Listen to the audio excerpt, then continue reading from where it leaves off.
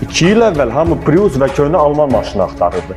1 ildən sonra Azərbaycan Çin təkərlərinin üzərində olacaq. Niyə? Gəl göstərim. Ölkəyə dəstə-dəstə gəlirlər.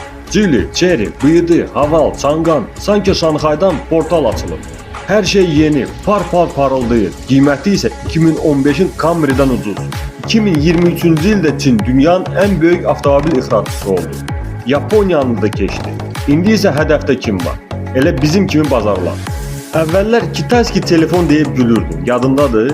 İndi isə hamının əlində Xiaomi, Huawei, maşınlarla da eyni senaridir. Sadəcə daha sürətli. İkinci əl bazarı çökəcək. 30 minlik Prius'u alan olmayacaq. Camry ancaq həvəskarlar üçün.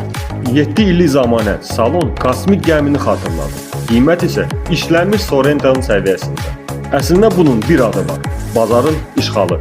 Bir ildən sonra ya Çin maşını ilə gəzəcəksən, ya da hamıya başa salacaqsan ki, nəyə görə 2 təzə BYD-nin qiymətinə sən bir işlənmiş Lexus almısan.